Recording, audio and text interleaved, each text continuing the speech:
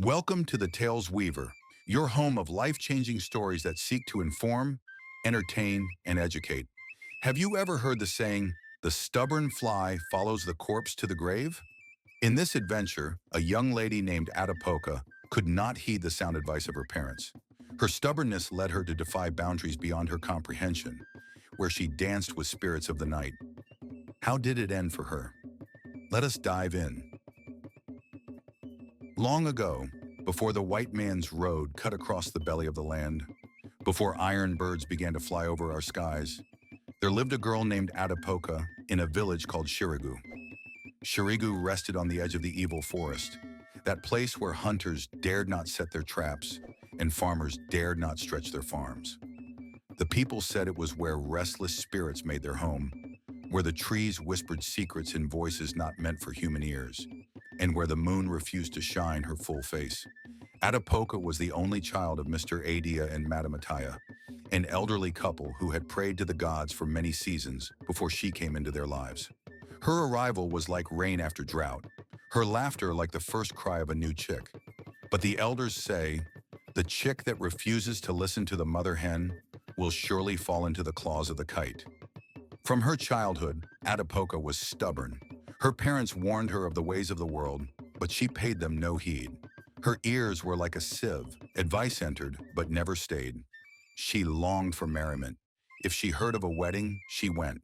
If there was a naming ceremony, she found her way there. When a funeral drum beat, she was the first to dance. She never asked what the gathering was for, nor whether her presence was welcome.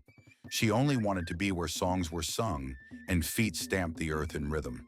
Every evening, as the sun melted behind the hills and the fireflies lit their tiny lamps, Atipoka would climb to the roof of her father's tall house. Perched like a bird, she strained her ears to catch the faintest sound of celebration in the distance. She was like a dog sniffing for meat hidden in the pot. Her parents grew weary of warning her. They would say, "The eyes that wander too far from the head will surely meet what the head has been shielding them from."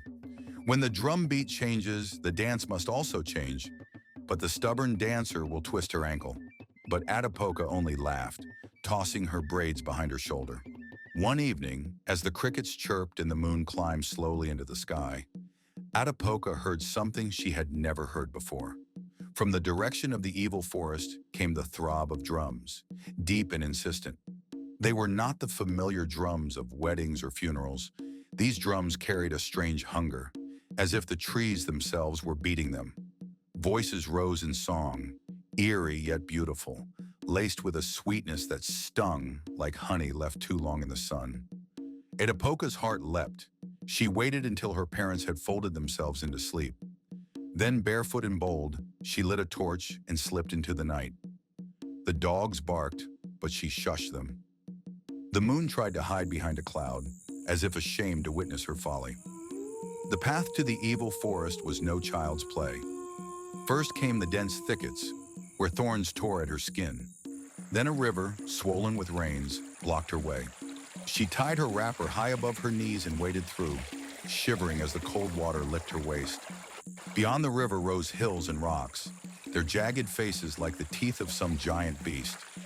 Yet Atipoka pressed on, driven by the pull of the drums.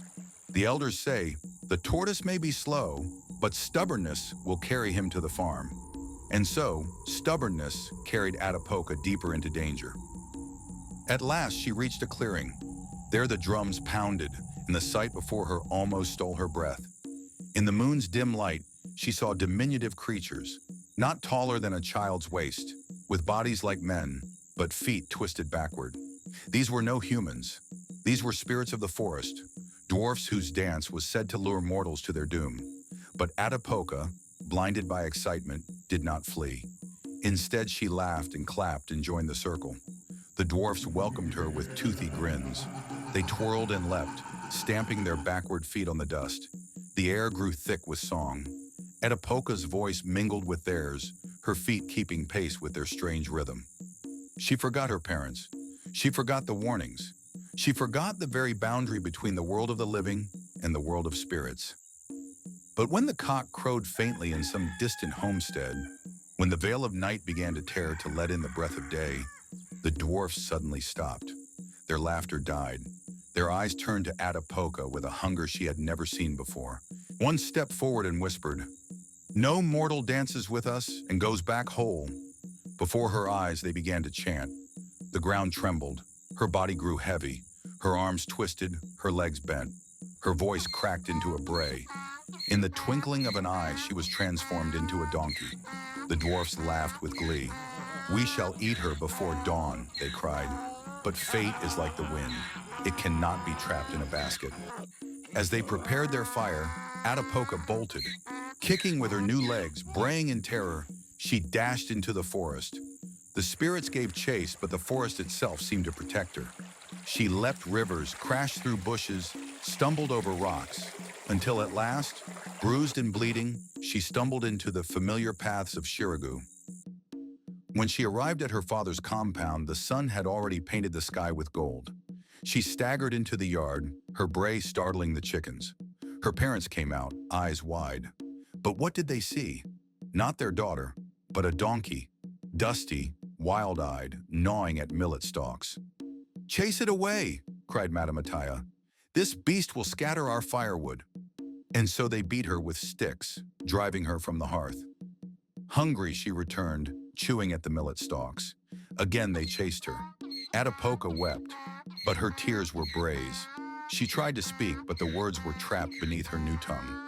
She lifted her head to the sky and cried, "I am your daughter, Atipoka." The voice came out broken, half human, half donkey, but clear enough. Her mother froze, her eyes wide like a goat caught in a lion's gaze. Then she collapsed in a faint, her wrapper crumpling around her. Her father staggered back, clutching his head. "It cannot be," he muttered. "The yam cannot turn into a snake overnight." But the truth stood before him. From that day, Atipoka knew she no longer belonged. Children threw stones at her. Some called her cursed. Others said she was a bride of the forest spirits. Her parents, torn between love and fear, could only watch helplessly. Finally, Atipoka left. She walked into the wilderness, braying softly, her shadow long in the evening sun. The elders say, "A child who does not heed advice builds her house with her own tears." And so Atipoka vanished into the pages of time, leaving her fate to the hands of the gods. Some say she still roams the forests, half girl, half donkey, waiting for a healer brave enough to call her back to herself. Others say the spirits finally claimed her as one of their own. But one thing is certain, whenever the drums echo from the evil forest, the people of Shirigu close their doors and whisper to their children, "Beware the call of strange songs, for not every dance is meant for mortal feet." Moral of the story 1. A child who ignores counsel brings sorrow to her parents. 2. Not every celebration is for you. Wisdom lies in discernment. 3. Curiosity without caution is a path to ruin. 4. The forest hides mysteries beyond human understanding. And that, dear listener, is the tale of Atipoka of Shirigu, the stubborn girl who danced with spirits and paid the price. If this story touched you, if you learned a lesson, or if it reminded you of the wisdom of our elders, then don't keep it to yourself. Share it with a friend, like this video, and subscribe to The Tales Weaver, your home of life-changing stories that inform, entertain, and educate. Because remember, wisdom is like fire. People take it from one another. Let us spread these stories together. See you again.